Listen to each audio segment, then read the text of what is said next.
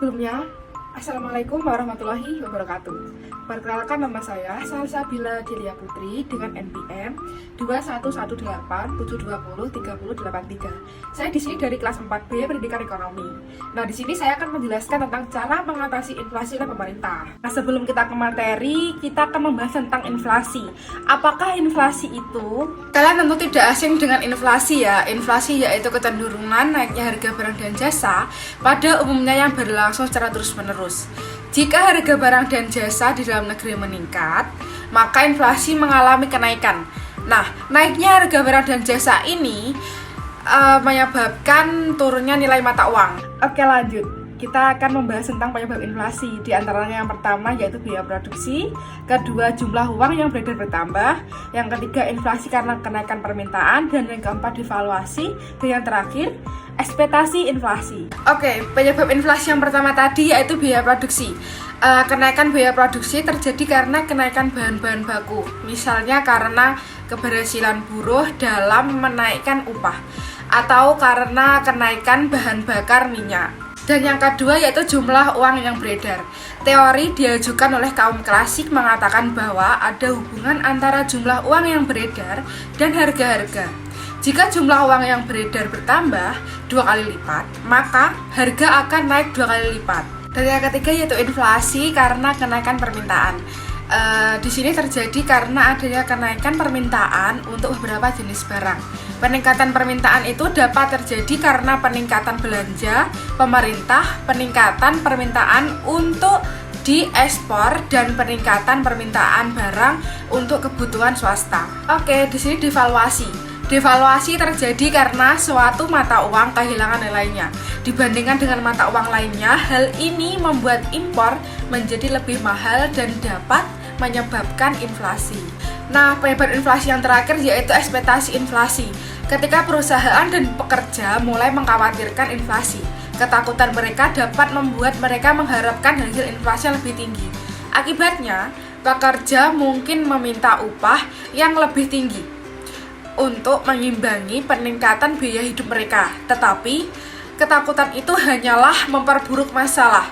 Ketika perusahaan berpikir bahan baku lebih mahal, mereka juga akan menaikkan harga untuk mempertahankan keuntungan mereka. Jadi itu berarti ekspektasi inflasi dapat menyebabkan tingkat inflasinya naik.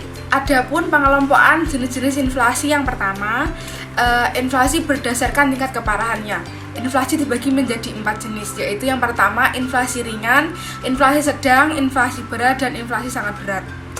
Nah, yang kedua yaitu inflasi berdasarkan sifatnya. Inflasi dibagi menjadi 3, yaitu inflasi merayap, inflasi menengah, dan inflasi tinggi. Dan yang ketiga yaitu inflasi berdasarkan asalnya. Inflasi dibagi menjadi 2, yaitu inflasi yang berasal dari dalam negeri dan inflasi yang berasal dari luar negeri. Baik, di sini ada pun dampak inflasi. Di antaranya yang pertama, dampak inflasi terhadap pendapatan, yang kedua dampak inflasi terhadap minat, dan yang ketiga dampak inflasi terhadap kalkulasi, dan yang keempat dampak inflasi terhadap ekspor, dan yang terakhir dampak inflasi terhadap efisiensi. Nah, kita masuk ke pembahasannya ya teman-teman. Dampak inflasi terhadap pendapatan. Inflasi dapat memberikan dampak positif dan negatif terhadap pendapatan masyarakat pada kondisi tertentu, misalnya inflasi lunak. Nah, justru akan mendorong para pengusaha untuk memperluas produksi sehingga meningkatkan perekonomian. Namun, inflasi akan berdampak buruk bagi mereka yang berpenghasilan tetap karena nilai uangnya tetap, sedangkan barang atau harganya itu naik. Dan yang kedua, dampak inflasi terhadap minat. Pada kondisi inflasi, minat menabung sebagian besar orang akan berkurang. Nah, alasannya itu karena pendapatan dari bunga tabungan jauh lebih kecil, sedangkan penabung harus membayar biaya administrasi tabungannya. Yang ketiga, dampak inflasi terhadap kalkulasi. Kondisi inflasi akan mengakibatkan perhitungan penetapan harga pokok yang menjadi sulit karena bisa menjadi terlalu kecil atau terlalu besar. Nah, persentase inflasi yang terjadi di masa depan seringkali tidak dapat diprediksi dengan akurat. Oke, lanjut ya, dampak inflasi terhadap ekspor. Nah, di sini kemampuan ekspor satu negara akan berkurang ketika mengalami inflasi. Karena apa? Biaya ekspor akan lebih mahal. Selain itu, daya saing barang ekspor juga mengalami penurunan, yang pada akhirnya pendapatan dari devisa pun berkurang. Dampak inflasi yang terakhir yaitu terhadap efisiensi. Inflasi dapat pula mengubah pola alokasi faktor-faktor produksi. Perubahan ini dapat terjadi melalui kenaikan permintaan akan berbagai macam barang yang kemudian dapat mendorong terjadinya perubahan dalam produksi beberapa barang tertentu sehingga mengakibatkan alokasi faktor produksi menjadi tidak efisien. Adapun cara-cara mengatasi inflasi, yaitu mengatasi inflasi yang pertama yaitu menghemat pengeluaran pemerintah. Pemerintah bisa membatasi untuk melakukan pembelian ataupun permintaan barang dan jasa.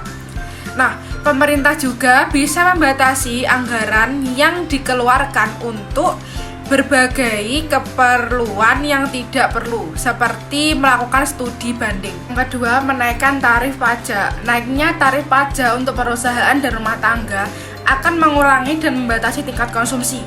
Pengurangan tingkat konsumsi ini tersebut akan mempengaruhi terhadap menurunnya harga satu barang. Yang keempat, kebijakan diskonto, yaitu bank sentral dapat mengeluarkan kebijakan diskonto dengan cara meningkatkan nilai suku bunga. Tujuan utamanya adalah agar masyarakat semakin terdorong untuk menabung. Dengan demikian dapat diharapkan jumlah uang yang beredar itu dapat berkurang dan nilai inflasinya bisa ditekan lebih baik. Nah, yang kelima yaitu menetapkan harga maksimum untuk beberapa jenis barang, yaitu mengendalikan nilai inflasi yang terus meningkat. Harus terdapat penetapan harga maksimum bagi beberapa jenis barang. Nah, penetapan harga yang dilakukan oleh pemerintah ini haruslah realistis untuk menghindari terjadinya penjualan pada pasar gelap. Nah, itu tadi pemaparan materi dari saya tentang cara mengatasi inflasi dari pemerintah dan apa itu inflasi. Semoga bisa dipahami. Sekian dari saya, dan kurang lebih saya mohon maaf. Wassalamualaikum warahmatullahi wabarakatuh.